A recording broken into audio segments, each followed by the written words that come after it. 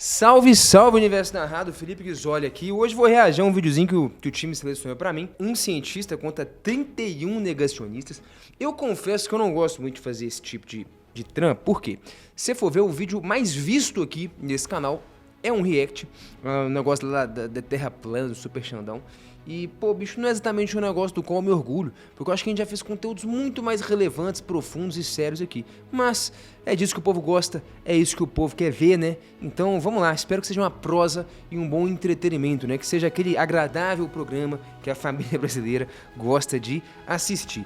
Vamos ver a seleção aqui, então, que a galera fez dessa roda aí do Sacani, né, cara? Nosso grande cientista, pô, um grande abraço, Sérgio Sacani. Tive a oportunidade de trocar uma prosa muito boa com ele lá no Ciência Sem Fim, no podcast dele. Vamos ver o que essa turma aprontou aí. Muito prazer. Prazer. Seu nome? É Giovanni. Boa, Giovanni. E eu gostaria de falar que o Brasil, como Estado, que foi o seu argumento, ele não odeia a ciência. E eu vou concordar que realmente falta investimento na ciência. Por muitos motivos, mas isso não é por motivo de ódio. Porque, na minha visão, o governo brasileiro, ele não se importa se você não vai ter o que comer amanhã. O governo brasileiro, ele não se importa se quando você sair de casa vão apontar uma arma na sua cabeça para te roubar. O governo brasileiro, ele não se importa se vai ter algum médico para te atender na fila do hospital. A realidade é que o governo, ele é incompetente mesmo. Ele não odeia a ciência, ele é incompetente. Isso a gente vê em educação, a gente vê em transporte, infraestrutura. Pô, aí o moleque falou umas verdades já, hein, bicho? Rapaz, não sei qual que é a prosa, qual que é o assunto que tá rolando aí, né? Vamos ver. Básico. Mas tudo isso tá ligado com a ciência, cara. Sim. E é isso que a população não entende. Isso eu concordo, porque mas não é ódio. A população, na hora da eleição, o cara quer, eu também quero, eu quero que minha rua não inunde. Sim. Eu quero que meu esgoto funcione. Mas o que eu vou fazer um esgoto melhor? Se eu tiver uma universidade trabalhando legal, na universidade eu posso desenvolver um novo sistema de esgoto, um novo sistema de encanamento, que é mais barato, que é mais eficaz. E isso, o governo não percebe que se ele fizer esse investimento na base, como a gente estava falando antes, isso aí vai gerar muitos frutos. Só que qual é o problema de tudo isso? Eu vou te falar qual é o problema. O problema é que qualquer investimento em ciência, ele é um negócio de longo prazo, médio e longo prazo. Pô, cara, já ia fazer um comentário sobre isso, porque eu tava quase discordando do Sacani, por incrível que pareça. Porque assim, o grande lance é, realmente, você pode investir, cara, em ciência, em desenvolver uma tecnologia diferente pro esgoto, mas... não sei, cara, não sei se eu fui ficando mais velho e fui perdendo um pouco do romantismo que eu tinha com a vida e sei lá, fui me tornando um cara meio pessimista, meio calejado, eu não sei, né? Você vai viver na vida e de alguma medida você vai ficando um pouco desesperançoso. Eu não consigo ver nenhuma razão pela qual o governo queira investir de fato em algo como isso, né, para melhorar a situação da população, porque como ele disse, né, é um investimento de longo prazo, né, cara, são coisas e conhecimento é assim, né, quando você investe em ciência, muitas vezes você não tem uma expectativa de retorno imediato, então, sei lá, cara, vou te dar um exemplo simples aqui. Teoria dos números. Números primos. Você estuda essa porcaria na escola, né? Números primos e tal, né? 2, 3, 5, 7 são os números que só tem o 1 e eles mesmos como divisores. Enfim, tem todo um teorema fundamental da aritmética e várias coisas importantes feitas em matemática pura sobre números primos. E pra que serve essa porcaria? Pra nada. Pelo menos durante mais de 2000 anos não servia para nada. O Euclides, século 2 a.C., mais ou menos, fez uma demonstração muito foda de que existem infinitos números primos, né? Que doido, né? Os números primos são infinitos e tal. Para que servia esse negócio? Para absolutamente nada. Até que, lá o que, em 1970, 80, pô, posso estar errando aqui, década entre 60 e 80 ali, 3 caras, né? Desenvolveram, usando a teoria dos números primos, a criptografia RSA. Foram 3 indivíduos lá, né? O R e S e o A são as iniciais dos seus nomes. E a criptografia bancária hoje é toda uma estrutura desenvolvida com base nos números primos. Doido, né, cara? Mas olha pra você, demorou mais de 2000 anos, cara. Desde que os caras estudaram, desenvolveram, descobriram um monte de coisa legal sobre os números primos, até alguém desenvolveu uma tecnologia que usasse aquilo como aplicação. Isso é só um exemplo, tá? É muito comum isso em ciência, né? Você fica estudando, pesquisando e tal. Às vezes você descobre um monte de coisa que o cientista acha muito legal, mas vai demorar 10, 15, 20 anos para isso acontecer. Eu lembro que eu estava vendo uma entrevista uma vez com um cientista, eles estavam construindo um laboratório um acelerador de partículas, né? Não me lembro muito de onde que era, mas ia exigir um investimento altíssimo e tal. Se eu não me engano, não sei se foi o CERN ou foi depois disso. Mas enfim, era um puto investimento. E um repórter tava perguntando assim pro cara, velho, um investimento altíssimo aí, sei lá quantos milhões ou bilhões, né? O que isso vai gerar de retorno pra sociedade? O cara falou assim, eu não sei, cara. Sacou? E foi uma resposta sincera, acho que é isso mesmo. Cara, a gente quer descobrir como é que o átomo funciona, a gente quer descobrir algumas propriedades da matéria, eu não faço a menor ideia de qual que vai ser a possível aplicação disso. E a ciência de base é isso aí, cara. Você está estudando para entender como é que o mundo funciona, como é que a natureza funciona, quais são os padrões, estruturas que governam os fenômenos, né? Eventualmente, isso pode ter alguma aplicação tecnológica que ajude muito a humanidade. Pode ser que demore 10 anos, 100, 50, pode ser que demore 2000, não sei, né, cara? Então é isso, o governo pensa de 4 em 4 anos, né, cara? Quem pensa de 4 em 4 anos, que é de uma eleição até a outra, não vai estar muito disposto a fazer um investimento que pode demorar mais de 4 anos para dar retorno, né? Enfim, falei até demais aqui, né? Vamos ver qual que é a prosa aqui. Mas é isso, acho que o Sacani está entrando nisso aqui agora, né? E médio e longo prazo, para o sistema que a gente tem político, ele não funciona, porque os caras são imediatistas. O cara quer que daqui 4 anos ele seja reeleito. Só que 4 anos, às vezes, para um investimento científico, por exemplo... Por isso que uma civilização, né, cara, milenar, tipo a China, é um negócio que eu acho muito foda, né? Os caras pensam, sei lá, cara, em planos de 20, 30, 50, 100 anos, né, cara? Uma civilização milenar, né, cara? Você consegue construir coisas de longo prazo. Não tô defendendo o sistema político da China, nada não. Mas, enfim, tem algo de interessante em você ter estruturas governamentais que te possibilitem construir planos de 20, 30, 50, 100 anos, né? Que te deem um horizonte mais amplo e não imediatista, né? Curto prazista, que, meu irmão, o que importa é só... E olha o tanto de coisa que foi feita aqui agora, né? Em 2026. Ah, bicho, vão acabar com a escala 6x1, vão taxar os ricos, imposto pros caras que ganham mais de tanto e tal. Cara, beleza, mas não sei, isso aí me parece só um monte de medida que esses caras estão tomando, porque é ano de eleição, né? Pode ser que no ano que vem muda esse negócio todo de novo e tal. Enfim, é foda, né, cara? Então, vamos ver o que esse cara tá falando aí, senão a prosa vai pro buraco abaixo aqui, né? Pra gente colocar um satélite, você falou de violência. Se a gente coloca um satélite hoje, um radar, por exemplo, a gente identifica exatamente aonde tem traficante, aonde que tem grupo mexendo roubando caminhão, por exemplo, roubo de carga no Brasil. A gente conseguiria fazer tudo isso via satélite. Eu Só concordo que da importância. é um negócio que demoraria. Demoraria Sim. talvez 10 anos para a gente ter. E nenhum governo quer isso. Não é o porque interesse. o governo ele não quer que depois entre o outro e saia com os louros do que ele começou. Sim. Então esse que é o grande problema. Por isso que eu falo que o Brasil, ele odeia mesmo. Porque isso é um ódio, cara. Para mim é um ódio, entendeu? Nesse sentido, cara, enfim, peguei só um pedaço da prosa. Eu não diria que o Brasil odeia a ciência, não, cara. Até porque é uma frase muito ampla, o Brasil. O que é o Brasil, né, cara? Pô, isso aí já é uma pica, né, cara? Olha o tamanho, isso aqui é um continente, irmão. O que é o Brasil? O brasileiro do Nordeste, cara, tem um monte de problema, de dilema e de prioridades em relação ao brasileiro do Sudeste e tal. Então, pô, o Brasil já é um negócio muito esquisito da gente pensar, né? Pensando na magnitude e nas diferentes demandas que cada brasileiro tem. Mas, enfim, eu não acho que o Brasil odeia ciência, não. Eu acho que é isso, cara. Nosso governo é muito avacalhado, né, cara? É um nível de corrupção altíssimo, de interesses de curto prazo que simplesmente não comungam com o interesse e a demanda do desenvolvimento científico, né? Bom, vamos ver o que mais que tem aí. Sou o Daniel Kramer, tenho 23 anos, Boa. crio conteúdo, sou massoterapeuta. E antes de deixar algo bem claro, ninguém aqui é negacionista. Esse termo, como o colega bem pontuou, é muito forte. Negacionista é quem não toma vacina. Negacionista é quem negou o Holocausto. Boa. Agora, porque eu tô questionando o povo na eu sou negacionista, então, uma palavra muito forte. Mas realmente, cara, tem um ponto, porque quase sempre, né, o negacionista, o cara compra o pacote inteiro, né? É raro você achar um cara, vamos ver a prova dele, mas é muito raro você achar um cara que compra só uma conspiração, né? Não sei se é o caso dele, me parece, né? Ah, o homem não foi pra Lua. Não, mas a vacina eu tomo, mas não sei o que lá eu faço. Normalmente o negacionista, ele compra aquele pacote das conspirações todas, né, velho? Dos Illuminati, da nova ordem mundial, de que o homem não foi pra Lua, da vacina, o cara compra tudo, né, bicho? Isso aqui me parece um pouco mais raro mesmo. Mas beleza, vamos lá. Enfim, vai lá. contexto, pouso na Lua. Que a Terra é plana, né? É isso, o pacote vem com 15 ideias malucas todas juntas. Ou você abraça todas, ou você recusa todas, né? Me parece que é mais ou menos por aí a seita dos caras. Em 72, certo? 69. 69. 72 também, tá? Foi a última, Apolo 17, mas tudo bem. Então, eu tô falando da Apolo 11. Apolo 17, você que tá aí de casa assistindo, abra o vídeo da Apolo 17 saindo da Lua. Você vai ver um maravilhoso chroma key de níveis chaves. Não tem chroma key. Chroma key de Chapolin. Foi dirigido pelo Stanley Kubrick. E o Sérgio sabe disso. O Stanley Kubrick dirigiu o quê? O primeiro até o último? Sim. Ele Os sabe... caras sabem até quem dirigiu, né, bicho? Fala pra mim. Porque ele sabe que em 69, os Estados Unidos, o Grande Satã, foi massacrado na Guerra do Vietnã. O Grande Toda Satã. a guerra é política, é informação. Todas as escolas de marketing, todo mundo que tem superior nisso, estuda a psicologia, sabe como funciona a manipulação das massas, estuda quem? O Goebbels, que foi o ministro de propaganda nazista. O Hitler conseguiu pegar toda uma nação e fazer acreditar no projeto dele. Por quê? Porque ele tinha marketing. Então, Esse era violento da propaganda mesmo. Eu lembro que eu já li um livro uma vez contando um pouquinho da história do Goebbels, né? Que foi o ministro da propaganda do Hitler e tal.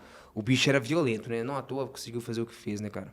Mobilizar tantas massas ali com um discurso, com uma narrativa forte, né? Aí você vê, né, cara? Tudo é narrativa, né? Tudo é narrativa. então, quando os Estados Unidos sai destruído daquela guerra no Vietnã, você tem o contexto da Guerra Fria, Ainda tava, né? Na Ainda verdade, ainda tava. tem aquela guerra espacial, pra então Lua, eles precisavam de algo para se colocar como os fodões, como Sim, o a dono gente está do falando mundo. exatamente no contexto de Guerra Fria, Estados Unidos contra a União Soviética. Então, e aí? eu não tô negando que a exploração espacial, a cadelinha Laika, ela foi lá, o Yuri Gagarin, ele foi lá, tá tudo Entrou certo. em órbita. Mas aquele vídeo da Apollo 17, aí, Sérgio, você vai me Mas desculpar. vamos lá, então, peraí. Tem várias coisas aí que você está misturando várias coisas numa coisa só. Pra quem não sabe, o Yuri Gagarin foi o primeiro ser humano a ir pro espaço, né? Foi um russo, né? Ele foi pro espaço e tal, e daí que começa... Enfim, já tava rolando, na verdade, né? A corrida espacial, né? Era quem quer chegar na Lua primeiro, já que a Rússia saiu na frente, né? Foi pro espaço primeiro e tal. E os Estados Unidos estavam muito nesse projeto aí de colocar um homem na Lua pra mostrar qual que era a nação mais foda, né? Tem um pouco da narrativa do que esse camarada falou mesmo, né? De você conquistar um espaço e mostrar qual é a nação mais poderosa. Pô, você mandar um homem pro espaço. Pô, o primeiro cara pra ir pro espaço foi um russo. O primeiro cara a pisar na Lua foi um americano. Tinha esse discurso e essa guerra de narrativas aí mesmo, né? Eu tô falando porque muita gente discute no lance da ida do homem para a Lua, muita gente fala assim, não, o homem foi para a Lua, mas em 69 ele não pisou, porque tem várias questões de tecnologia e tal que eu até vim preparado para conversar sobre isso. Ponto. Apolo 17, aquele vídeo lá, cara, eu não sei se você conhece um pouco sobre a exploração espacial. Aquele vídeo era a última vez, a última tentativa, o último momento que a NASA, que os Estados Unidos tinha a chance de filmar aquilo acontecer. Apolo 15, Apolo 16 e Apolo 17 levou um rover para a Lua. Um rover, um jipinho. Esse jipinho ele foi com uma câmera. A Apolo 15 já tem a filmagem. A Apolo 15 eles filmaram. Só que na hora que o módulo de ascensão, que a gente chama, vai sair, a câmera cai. A gente só vê um pedacinho. A Apolo 16 filmaram também. Só que na hora que ele vai levantar, a câmera não seguiu ele. E a história da Apolo 17... Aquilo é feio. Eu vi você no podcast falando que aquilo foi controlado, transmitido ao vivo Sim, com controle de controle Atari da em 69, cara. Não é controle de Atari, não. Controle de Um televisão. supercomputador tinha capacidade de 64 KB. Se eu tirar uma foto... Caraca, irmão, ó o maluquinho ali, ó, aquele gordinho de jaqueta amarela aí atrás do Sacane. Pô, bicho, aquele maluco tá em todas, velho. Caceta, velho. O maluco tá lá pra falar que o homem não foi pra Lua, bicho. Pô, velho. Agora ela não vai ter sido Então vamos lá. Aí Olha lá. eu queria tocar. A TV era Então, vamos preto lá. e branco na época. Então aí você tocou no ponto que eu queria conversar com vocês, Não é que é possível. tecnologia. Então vamos lá. Você usa... Ó, Vamos lá, desculpa, eu vou te calma. interromper. Você Se usa você inteligência fosse- artificial? Cara, mal, assim... Não conheço o nosso camarada ali, né? Mas eu vou te ser sincero. Você sabe o que eu acho, velho? Que o cidadão que eventualmente tá defendendo o fato de que o homem não foi pra Lua, ou qualquer conspiração meio maluca, eu tendo a desconfiar, não sei, me conta você embaixo, vai, que é um cidadão que não tem o que fazer, bicho. Eu falo assim, pô, cara, eu nunca tive tempo nem de perder, de ter a oportunidade. Deixa eu ver uns vídeos aqui de um cara falando umas teorias de não sei o que e tal. Pô, bicho, eu sempre tava cheio de coisa pra fazer na vida. Sei lá, me parece que você tem que estar muito à toa, ou você tem que estar desempregado, você tem que estar com muito tempo livre, né, cara? Você ficar ali horas consumindo as conspirações. Não, o cara foi, não sei o que e tal. Porque no fundo, meu irmão, só um comentário, né? Se o homem foi ou não foi pra Lua, o que eu sei é que o cidadão, às vezes, que está defendendo essa tese de que ele não foi, gastou algumas dezenas, quem sabe até mais, algumas centenas de horas consumindo um monte de conteúdo muito louco sobre isso. E a questão é, que diferença isso fará na sua vida, irmão? Sacou? O seu conhecimento, sua capacidade de pensar, o que você consegue gerar mais de valor para a sociedade? Sacou? Você ficou dezenas de horas consumindo um monte de informação que não levou ninguém para lugar nenhum, cara. Que não vai te levar também para lugar nenhum, né? Você não aprendeu nada, você não tem nada. Não, agora eu sei fazer um monte de coisa, cara. Eu estudei aqui, eu sei projetar uma aeronave. Você, não, cara, você não sabe de nada, sacou? Você só sabe de uma conspiração e está defendendo ali arduamente de que o homem foi pra Lua e não foi pra Lua e no fundo isso não vai mudar nada na sua vida, sacou? Não sei, eu tenho um pouco essa perspectiva, velho. Não sei muito bem quem é o indivíduo que tá acreditando nessas coisas, mas eu tendo a achar, pô, posso estar julgando jogando errado, me conta aí embaixo, que é um indivíduo à toa. Tá faltando o que fazer pra esse cidadão aí, cara. Vai ler um livro, arruma um trampo, arruma um serviço, vai aprender alguma coisa, saca? Arruma um problema pra você aí, cara. Arruma um Fusca velho aí, ó. Quando eu tava com a vida mais ou menos à toa, eu comprei um Opala 88. Arruma um problema, irmão. Você precisa de alguma coisa aí pra ocupar a mente, cara. Senão você começa a ocupar de maluquice, sacou? Se você fosse Pera aí, Sergei pera aí, Foguetes, pera que aí. você não ia defender isso. Você usa inteligência artificial? Usa, né? Tem que Usa. usar, né? Então, Você sabe todos quando... Uso, tem que usar, tem que usar. Caceta, onde que esse maluco tirou? Tem que usar, porra, deve ter algum cara obrigando ele a usar, né? Eu uso, tem que usar, né, cara? Tem que usar. Você sabe quando ela foi criada? O que tem a ver com isso? Não. Não? Inteligência artificial foi criada em 1955, 14 anos antes do homem ir para a Lua. Sabia disso? Não. Obrigado pela aula. Em 1965, o ser humano criou um computador Maneiro. chamado ELISA. Já ouviu falar no ELISA? Isso aqui tá legal, cara. A prosa tá num nível maneiro, né? Isso aqui é um negócio interessante. Eu já vi uns cortes de uns debates desse aí, né? Normalmente a galera tá meio, pá, sei lá, cheia de si, meio exaltada, né? Aqui tá uma forma bem civilizada. Sabe o que o ELISA fazia? Você conversava. Inclusive, pô, eu falando que tava civilizado e falando que o maluco é um ator. Eu não quis dizer que você é um ator, não. Você entendeu? A minha impressão de quem tem essas teorias, né? Mas é isso, cara. Vamos manter a civilidade aqui, né? Não tô dizendo que você é um ator, não, tá, meu camarada? Mas aí, me conte você o que você acha dos indivíduos que têm que defendem essas teorias aí, que gastam muito tempo consumindo informação sobre isso, né? Com o computador. Olha que maravilha. Em 1964, os Estados Unidos construiu o Valkyrie. Já ouviu falar no Valkyrie? Não. Valkyrie é o avião supersônico que ia jogar bomba atômica na União Soviética. Excelente, mas Então, nada disso a muda tecnologia, o vídeo da ela Apollo já 17. existia. Veja o vídeo da Apollo Pô, 17. cara, aquele vídeo lá, ele é feito, aquele lá tem a entrevista da galera que participou daquilo, que eram pessoas de televisão. Foi no estúdio desse. Não foi no estúdio desse. Foi num estúdio desse. Ô, cara, a galera tinha que ter metido aqui esse vídeo aqui na seleção, hein, cara. Numa próxima a gente comenta esse vídeo aí, então. Tudo bom? Prazer, tudo bem? Seu nome? Gustavo, tenho Boa. 20 anos. Opa, e Gustavo. primeiro que eu acredito que o homem não tem nem como sair da Terra. Por Não? conta do domo. Tem um domo. Eu acredito nisso. Você acredita em um domo? Sim. O domo é feito do quê? Não sei, mas tem um domo e a É. Terra é plana pra mim e não tem como o homem sair daqui. É Tá tudo bom. uma mentira. Você tá na Matrix, na minha opinião, você tá na Matrix. Então, você beleza. tá feito Então, de vamos lá. crenças. A sua Então, cabeça bora. tá feita de crenças. Não, beleza. Nem era terra plana o assunto aqui, mas tudo Mas bem, a gente essa é a fala. questão. Tá bom. A Terra não é redonda, não tem como Tá. o homem sair daqui. Então vamos lá. Pra ir pra Lua. Você acha que terremoto existe? Terremoto existe. Já Terremoto presenciei existe. terremoto já. Só um breve comentário, cara. Quando eu tinha, sei lá, uns 22, 23 anos, comecei a estudar, aprender muita coisa e tal.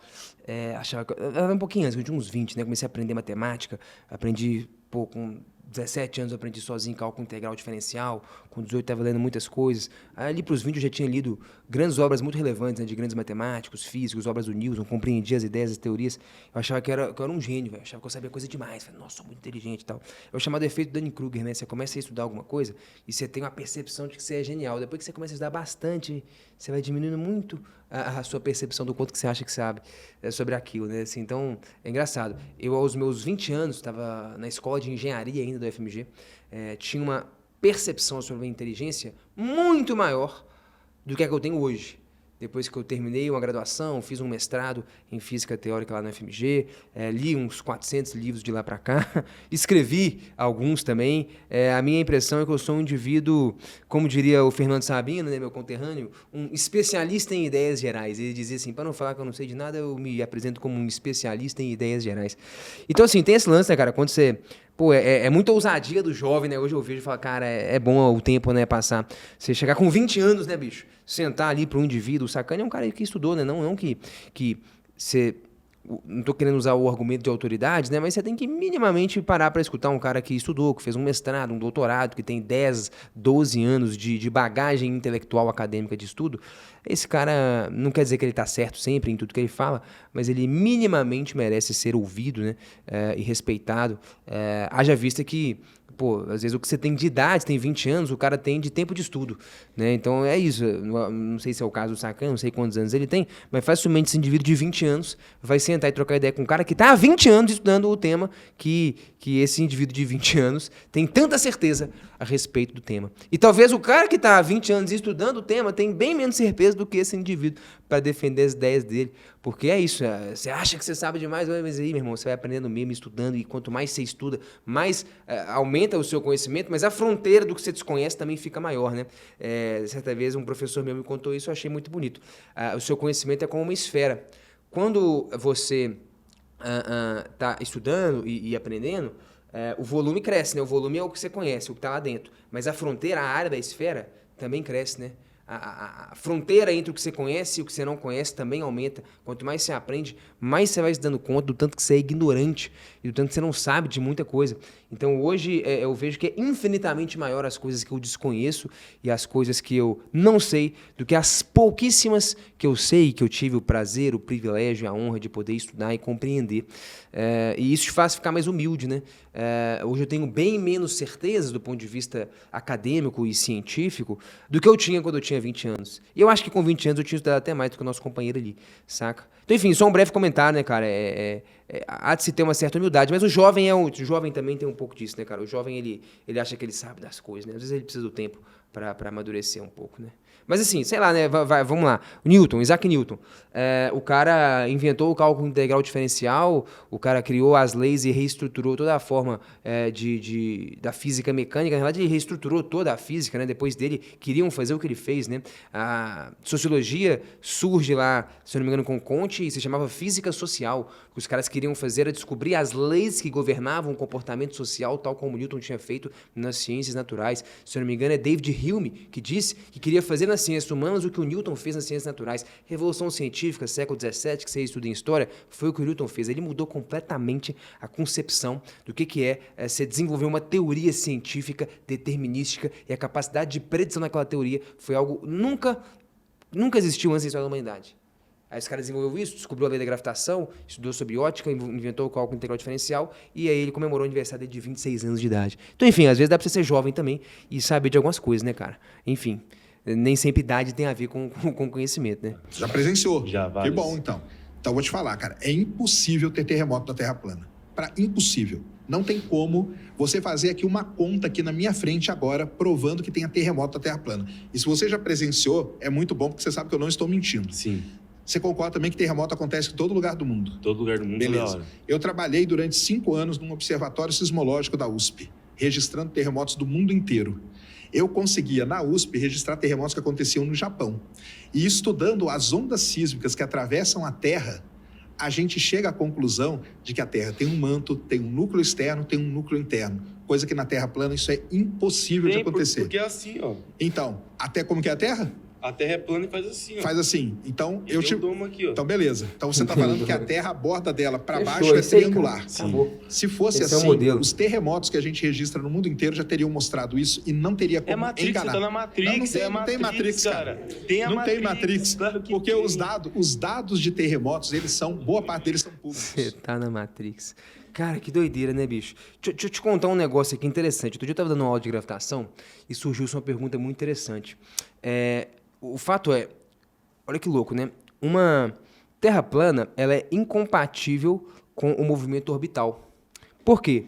Não sei se você já pensou sobre isso. Olha que interessante. O Newton, ele escreve no livro dele, o Princípios Matemáticos da Filosofia Natural, quando ele está desenvolvendo o conceito de gravitação, ele faz exatamente esse desenho, cara. Você vai ter a oportunidade aqui de ver um desenho que está lá no livro do Newton. Ele imagina o seguinte, cara, imagina que você quer a Terra, ele já está partindo da premissa que ela é esférica, né? Mas daqui a pouco eu vou suspender essa premissa por algum tempo. Ele diz o seguinte, cara, imagina que você está aqui, esse experimento é conhecido como o experimento da bala de canhão do Newton. Tá na Terra e tal, não sei o quê. Beleza? E você vai subir numa grande montanha, no topo de uma montanha. Você vai disparar uma bala de canhão. O que você sabe? Cara, se você dá um tiro, se você joga qualquer objeto e tal, ele cai. Ele é puxado, todos os objetos caem, né? Dê a isso o nome de gravidade, o efeito que você quiser. Isso é um fato objetivo, né? Os objetos, pum, caem, tendem a cair. Então, se eu lanço um certo objeto aqui, desse ponto, né? O que vai acontecer? Bom, ele vai avançar um certo tanto e ele vai cair logo ali na frente, beleza? Se eu jogo ele com uma certa velocidade. Se eu só abandonasse ele, ia cair em linha reta, ia parar bem aqui, beleza? Mas como eu lancei ele com alguma velocidade, ele vai cair um pouquinho mais para frente, beleza? Qual que é a prosa, cara, do Newton aqui? Ele vai dizendo o seguinte, velho, se eu aumentar a velocidade de lançamento desse objeto, de disparo dessa bala de canhão, o que vai acontecer? Ela vai continuar caindo, mas como ela tem mais velocidade, ela percorre uma distância maior antes de colidir contra o solo, né? Então, sei lá, talvez ela vá cair, digamos, aqui assim, beleza? Então, ou seja, o ponto onde ela cai é um pouquinho diferente. E aí o Newton vai avançando, é um experimento mental, né? Ele não realizou de fato, ele está fazendo um experimento mental, um exercício filosófico aqui. E ele fala, cara, se eu aumentar ainda mais essa velocidade de lançamento aqui, o que vai acontecer? Bom, ela vai andar ainda mais distância antes de colidir. Talvez ela, colida aqui. Você sacou o raciocínio? Ele chega e fala, velho, se eu aumentar, então, talvez essa velocidade o suficiente, pode ser que esse cara... O que está acontecendo? Esse cara está caindo durante cada vez mais tempo, né? Aqui ele cai durante um certo tempo e, beleza, colide com o solo logo ali. Aqui ele fica mais tempo em movimento, né? Então ele colide com o solo logo ali. Aqui ele fica mais tempo em movimento, colide com o solo logo ali. Então, ou seja, o que está acontecendo é que esse cara está caindo por cada vez mais tempo. Talvez, quem sabe, se eu ajustar essa velocidade num valor correto, pode ser que esse cara fique caindo, mas ele consiga completar uma volta antes de colidir contra a Terra. E aí, cara, esse negócio aqui entrou num loop, né? Porque esse cara tá caindo, mas ele caiu sem colidir com a Terra. Aí o Newton faz uma reflexão de que o movimento de queda livre e o movimento orbital são diferentes instâncias de um mesmo fenômeno. Interessante, né? Então, quando eu jogo um corpo, a tendência dele é escapar, é sair fora. Mas tem algo que puxa ele em direção ao centro da Terra. O Newton chamava isso de gravidade, mas você pode chamar do que você quiser. O fato é que você observa esse fato. Você não precisa nem, gravidade. Não, isso aí acontece. Os corpos caem, certo? Perfeito. E aí ele constrói esse raciocínio, que é, cara, se eu ajustar o suficiente, se cada vez mais, quando eu vou aumentando essa velocidade, esse cara tende a percorrer uma distância cada vez maior antes de cair, se eu ajustar essa velocidade o suficiente, pode ser que ele vai caindo, e não deu tempo dele colidir contra a superfície da Terra. E esse cara, então, a gente disse que ele entrou em órbita. A órbita, o movimento orbital, nesse sentido, seria, portanto, uma queda livre eterna. Doido demais, né? É por isso que um astronauta que está na estação espacial, ele não sente o próprio peso. Você fala, na estação espacial a gravidade é zero. Não é não, cara. A gravidade lá é mais ou menos 90% da gravidade da Terra. Bem próximo, inclusive, né? Só 10% a menos. O fato é que os caras ficam flutuando, porque eles estão caindo. E faça o exercício mental. Um corpo em queda livre, você não sente o seu próprio peso. O Einstein disse que essa foi a ideia mais linda que ele teve na vida dele, né? Um cara que está caindo, ele não sente o próprio peso. O cara que está caindo está o quê? Flutuando. Tira o ar. Você imaginou caindo pulando de um avião, paraquedas, aí tem um monte de ar batendo contra a sua cara. Tenta fazer o experimento mental de imagina que não existe ar. Sacou? Porque lá no espaço é assim. Então, se eu pulei, se eu tô caindo, o que é cair, meu irmão? Cair é flutuar. Um corpo em queda livre não sente o próprio peso. É por isso que um astronauta na estação espacial está flutuando. Ele não sente o próprio peso porque ele está em queda livre, uma queda livre eterna. Esse é o movimento orbital. Enfim, tive que te introduzir isso aqui só para te contar o seguinte, né? Que nesse sentido, é impossível haver um movimento orbital que um satélite, por exemplo, esteja orbitando a Terra numa Terra plana. Por quê? Olha só, suponha que você tem aqui uma Terra plana. Bom, se a Terra é plana, e eu vou subir lá no topo de uma montanha, lembra lá, eu peguei o topo de uma montanha aqui, de altura H e tal, e vou lançar o objeto, experimento da bala de canhão, beleza? Cara, se a Terra é plana, não importa o que aconteça, beleza? Esse cara vai cair no chão, sacou? Ele está sendo puxado em direção ao chão, beleza? E ele vai colidir com o solo em algum momento, perfeito? Só que o fato é, se a Terra, cara, ela é, não vou nem dizer esférica, se ela tem algum tipo de curvatura, a curvatura da Terra possibilita com o experimento da bala de canhão. Sobe lá no topo do morro, beleza? A curvatura da Terra possibilita que enquanto esse cara caia, ele vá de algum jeito, acompanhando a curvatura da Terra. Talvez se eu ajustar bem a velocidade de lançamento desse cara, junto com o campo gravitacional da Terra, ou seja, equilibrar bem os efeitos de velocidade e de tendência de cair, pode ser que esse cara caia fazendo o quê? Acompanhando a curvatura do planeta. A gente disse que esse cara, nesse caso, entrou em órbita. Mas você consegue perceber isso? Vou pegar só um trecho aqui para destacar. Aqui, ó. O movimento do cara, curvo. O movimento desse cara, curvo. Os dois caras têm movimentos muito parecidos. Mas se a Terra é plana, invariavelmente eu vou colidir contra o chão. Se a Terra é curva e eu encontrar a harmonia exata entre a velocidade e o tanto que esse cara tende a cair, pode ser que esse cara entre numa queda acompanhando a curvatura do planeta. Muito bonito isso, né? A gente chama isso de movimento orbital. Enfim, só uma breve reflexão aqui, que eu acho que tem a ver com a prosa do vídeo aqui, né? Maneiro. Inclusive, ó, comentário, se você quiser aprender física desse jeito, cara, entendendo como as coisas funcionam, eu te convido a conhecer o nosso curso Lições de Física, o nosso curso completo de Física aqui do Universo Narrado, com trilhas personalizadas de estudo, para você que quer estudar no nível do Enem, quer fazer medicina, quer fazer provas militares e tal, lá você aprender do zero, sempre desse jeito, focado em entender as ideias, ok? Eu não acredito que o homem pisou na Lua, Boa, por quê? até por motivo de eu teria que ter fé pra isso. Fé? Porque, por exemplo, Teria que ter fé. quando eu tava vindo pra cá, eu passei numa rede de supermercado e eles tinham uma bandeirona do Brasil lá, por exemplo. Aí eu vi e falei, bonita e tal. Qualquer um aqui pode passar lá e ver. Agora os americanos foram na Lua e fincou a bandeira deles lá. Alguém aqui pode ir lá e ver e comprovar Bom, isso? qualquer um pode, cara.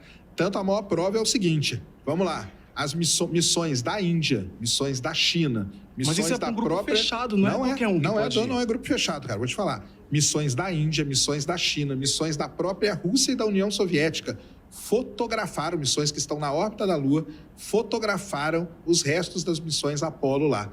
Então, todos esses países mostraram. Ah, mas a gente consegue ver a bandeira daqui da Terra? A gente não consegue. Existe uma conta que a gente faz para poder ver a bandeira dos Estados Unidos fincada na Lua, a gente teria que ter um telescópio de 150 metros. Isso é impossível ter, tá? Mas está tudo lá, tudo que foi deixado, Índia, China, Rússia, própria União Soviética e Japão, aliás, e Coreia do Sul também, porque a Coreia do Sul tem uma sonda na órbita da Lua, todas elas passaram em cima dos locais de pouso da Apollo e mostraram tudo lá. Então tá tudo lá, entendeu? E também, por exemplo, a gente pega a nave que foi usada Certo. e às vezes dá até vontade de dar risada quando a gente vê aquela nave. Por quê? Porque a gente vê uma fragilidade nela. Não tem fragilidade Ela aguentou nenhuma. temperaturas altas, temperaturas baixas. Ela não tem fragilidade E nenhuma outras aquela coisas nave. também. Por exemplo, para ela sair daqui, precisou da propulsão, Sim. certo? E precisou de bastante energia, bastante combustível. Sim. Certo? Isso aí. Então, imagina, tudo esse combustível e o tanto que utilizou para ir daqui até Cara, lá. eu realmente não consigo, cara. Me fala o que você acha. Eu não consigo ver alguém discutindo essa prosa e não conseguir imaginar que esse indivíduo tá com tempo sobrando. Esse cara tá à toa na vida. Porra, bicho, não tem um livro do Guimarães Rosa pra você sentar e ler? O cara que tá sentado dentro do Guimarães Rosa, eu tenho certeza absoluta, velho. Não há um terraplanista que lê Guimarães Rosa. Te garanto, cara. Não tem um cara que leu Guimarães Rosa e que acredita que o homem não pisou na Lua. Não porque eu posso não ter pisado na Lua, mas porque esse cara não tem tempo de reflexão, cara. Esse cara decidiu ocupar a sua mente com algo de outra natureza. Vai ler Grande Sertão Veredas, irmão. 600 páginas, um monólogo. Começa na página 1 e vai até a última página lá, sem parar, sem respiro, sem nada. Nonada. Tira isso que você ouviu, não é briga de homem não. Deus esteja. Não dá, cara. Foi mal. Me conta aí embaixo. Eu tô certo ou errado nessa minha reflexão. Pô, não tô em lugar de julgar ninguém, né? Mas não dá, cara. Eu realmente não acho. Não tem como. Essa é a minha teoria. Não há um indivíduo que lê Guimarães Rosa que acredite que o homem não pisou na Lua. Porque esse cara simplesmente decidiu ocupar sua cabeça com algo de outra natureza. Porque é isso, cara. Isso aqui tá ocupando sua cabeça. É igual rede social. Você fica lá igual um idiota lá, 1 hora, rolando rios e tal, meu irmão. Aquilo tá sugando sua energia mental. Você acha que é um descanso. Eu tô descansando aqui, meia hora. Não é descanso, cara. Aquilo suga a sua energia mental. Aquilo te consome mentalmente. Sacou? E é isso. Tudo que você permite ou não que seu cérebro acesse, né? Informação que você vai consumir, tudo isso de algum jeito ocupa um espaço na sua mente, cara. E aí você pode escolher que esse espaço seja ocupado, sei lá, por literatura, por conspirações, por teoria XYZ, sacou? Enfim, vamos lá, qual que é a prosa aí? E Para a, voltar, você não precisa de quase nada, e a porque propulsão para sair de lá? a propulsão ela tinha. Tanto que o módulo de ascensão, ele guardava um pouco de combustível, isso foi calculado. E, obviamente, para você sair da Lua, você precisa de muito menos combustível. A Lua é muito menor que a Terra, a Lua tem uma gravidade muito baixa e a Lua não tem atmosfera.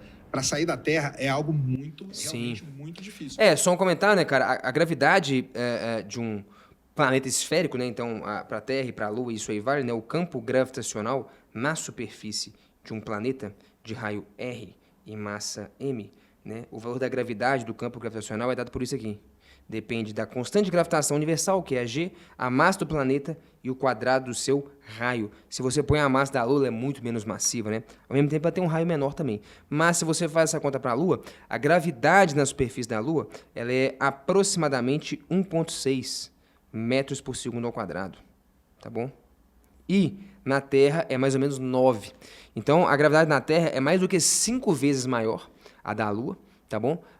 Então, além de ser 5 vezes mais difícil você fugir do campo gravitacional da Terra, tem um lance da atmosfera que o Sacani também comentou, né? Você tem uma resistência do ar muito grande nesse processo. Então, realmente, para você sair da Lua e vir para a Terra, é muito mais fácil do que sair da Terra e ir para a Lua, no sentido de gastar combustível, no sentido de enfrentar ou não resistência do ar, atmosfera e tal, né? Então, realmente, é um trampo mais simples mesmo.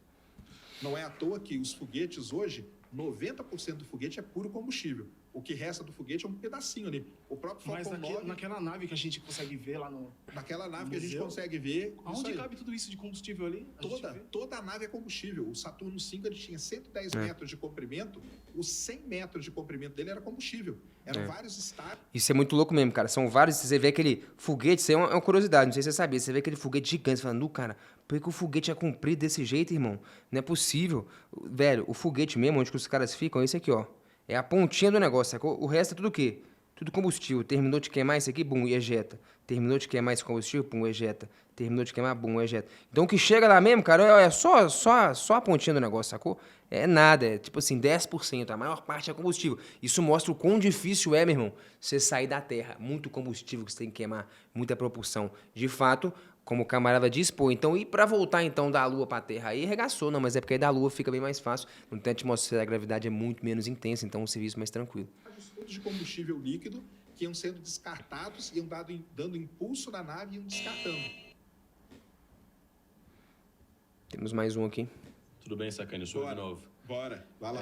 Bom, você disse, conversando com outro rapaz ali, que foi provado, ele disse para você que foi provado matematicamente que é provável que exista vida inteligente fora da Terra, correto?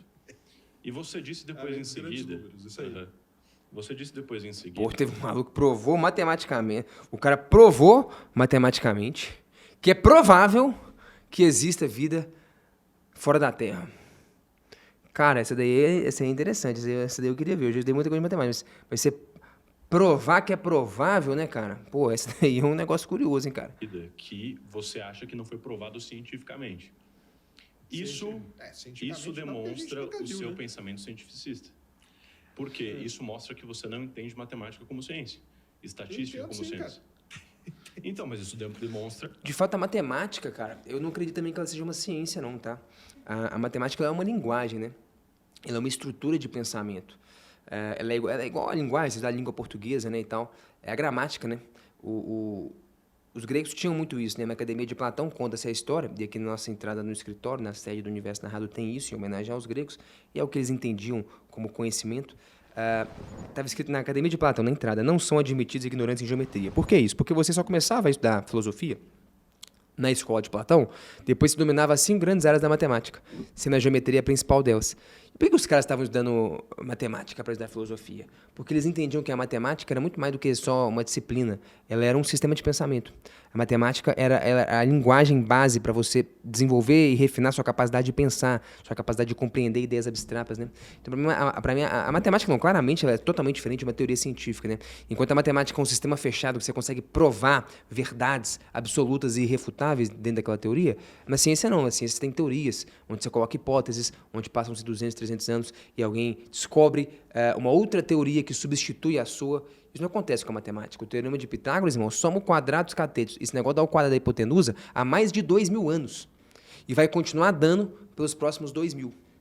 As teorias científicas, não. Qual teoria científica você conhece que tem 2.000 anos de idade? Sacou? Vamos pegar a teoria do Newton, que a gente estava dizendo, a teoria da gravitação, uma teoria riquíssima, belíssima, extremamente sofisticada, que foi capaz de fazer ótimas previsões e que foi capaz também de possibilitar que a gente fizesse diversos cálculos, né? A gente estava conversando aqui agora há pouco, você consegue calcular qual que é exatamente a velocidade que um satélite tem que ter para estar em órbita, você consegue, enfim, entender melhor o sistema solar. Então foi uma teoria que calculou coisa pra cacete, que nunca tinha sido calculada antes, né?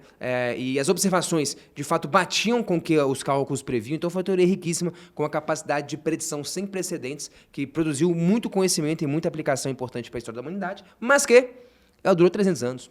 Né? Newton nasce em 1642, no século 17, e ele, em 1915, Einstein publica a sua teoria da relatividade geral, uma nova teoria da gravitação, onde ele mostra que o Newton não estava sabendo de todas essas coisas. Né? Ele tinha entendido só na superfície. Aí o Einstein viu mais de cima e entendeu mais coisa. E talvez daqui 200, 500 anos, não sei, alguém lance uma nova teoria da gravidade que mostra que o Einstein, na verdade, também não tinha visto tudo, ele viu só até aqui, e esse cara conseguiu ver daqui. E a teoria científica tem isso, né? Você enxerga alguns fatos, você propõe alguma teoria, com essa sua teoria você faz experimentos que tentem refutar essa teoria, e a teoria é boa quando ela sobrevive às tentativas de ser refutada, como diria Karl Popper no seu falsificacionismo, né? Uma boa teoria científica é aquela que você tenta provar que ela é falsa e ela sobrevive, né?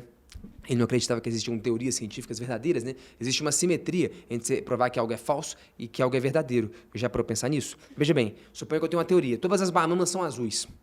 Tá, como é que eu provo que essa teoria é verdadeira? Cara, eu observo 1000 bananas aqui no Brasil, aí eu observo 10.000 bananas lá na África, aí eu vou pro Canadá, aí eu passo pela Europa e, meu irmão, eu observei 1 bilhão de bananas em todos os continentes, em diferentes épocas do ano, de manhã, de tarde, de noite, em todas as tribos, em todos os contextos. 1 bilhão de bananas, tá aqui, eu tô há 10 anos fazendo isso. Tá provado minha teoria de que as bananas são azuis? Até então todas foram azuis. Não, tá não, cara, porque nada impede de eu amanhã tropeçar num lugar e ver uma banana que é rosa. Sacou? Entendeu? Então, olha que curioso, né? Observar 1 bilhão de casos que, de algum jeito, sustentam e corroboram com a sua teoria, não prova que ela é verdadeira. Talvez prove, no máximo, que ela é uma boa teoria. É uma teoria que tem se mostrado eficiente.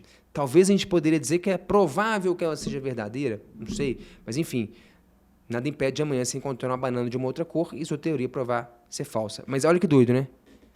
1 bilhão de casos não são suficientes para provar que algo é verdadeiro. Nada impede que no dia seguinte eu encontre um exemplo contrário. Mas um caso é suficiente para provar que a teoria é falsa. Se minha teoria é que todas as bananas são azuis e um dia eu enxerguei uma rosa, refutei a teoria é falsa.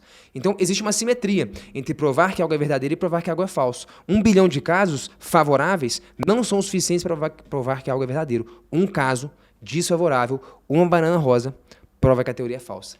E o Popper enxerga essa grande assimetria e ele entende que é impossível você provar que uma teoria científica é verdadeira. Ah, a teoria do Einstein de 1915 é verdadeira, eu fiz um mestrado nessa teoria, estudei ela com profundidade, teoria da relatividade geral. Na verdade, meu mestrado foi em gravitação quântica de laços, que era uma forma de tentar unificar a relatividade geral e a física quântica. Mas enfim, uma teoria riquíssima, muito sofisticada, fez grandes predições muito profundas, uma teoria muito complexa, mas que produziu grandes tecnologias e tem muita aplicação, cara. Mas ela é verdadeira? Sei lá, cara. Quem sabe isso aí deve ser Deus. Né? Segundo Popper, ela é uma boa teoria. Uma boa teoria é uma boa ferramenta. Né? Pode ser que daqui 300, 400 anos alguém venha com uma outra teoria mais sofisticada ainda, que abranja tudo que a do Einstein faz e mais um pouco com uma visão completamente diferente do que é a gravidade, de como é que funciona o sistema solar, esse tipo de coisa. Sacou? A ciência tem isso. Então a ciência ela vai evoluindo, né? As teorias elas vão sendo substituídas e tal, mas na matemática isso não acontece. Como eu disse, cara, o teorema de Pitágoras está aí. Há 2000 anos, somos quadrados dos catetos. Vai continuar dando quadrado da hipotenusa. Daqui 20 mil anos vai continuar dando. Tem um matemático que eu gosto muito que ele diz que Ésquilo será esquecido, enquanto Arquimedes será lembrado. Porque as línguas morrem, mas as verdades matemáticas são eternas. Pô, bonito, né, cara? As línguas morrem, as teorias morrem, ela evolui, o conhecimento humano evolui, mas as verdades matemáticas são eternas, um teorema é para a eternidade. Então a matemática tem essa estrutura que é muito diferente da estrutura da ciência, né? Muito diferente. As verdades matemáticas são eternas, as teorias científicas não. As teorias científicas, elas são construídas com base em alguns fatos, e com base nesses fatos, você propõe um arcabouço teórico e você vai de novo fazer experimentos para ver se eles corroboram ou refutam a sua teoria. E uma boa teoria não é uma que foi provada ser verdadeira. Um dia observaram lá em Sobral a curvatura da luz no espaço, e isso provou que a teoria da relatividade do Einstein é verdadeira? Não, não provou não. Provou que, naquele contexto ali, o que foi observado estava de acordo com a previsão teórica dele. O que te garante daqui a 250 anos não vai ter um experimento em que a teoria do Einstein vai prever A, mas a verdade vai dizer que o resultado é B? E aí? Sacou? E aí, nesse contexto, provavelmente vai surgir uma nova teoria para dar conta desse problema, dessa incompatibilidade, dessa aparente incoerência, e essa nova teoria surge. A do Einstein surgiu dessa forma. Né? Tinha algumas incoerências entre algumas observações. A teoria do Newton conseguiu prever muito bem várias coisas observadas, mas tinha uma outra coisa, a precessão do periélio de Mercúrio, alguns outros probleminhas técnicos, que eu não vou entrar em detalhe aqui, que a teoria do Newton não conseguia explicar, não conseguia prever.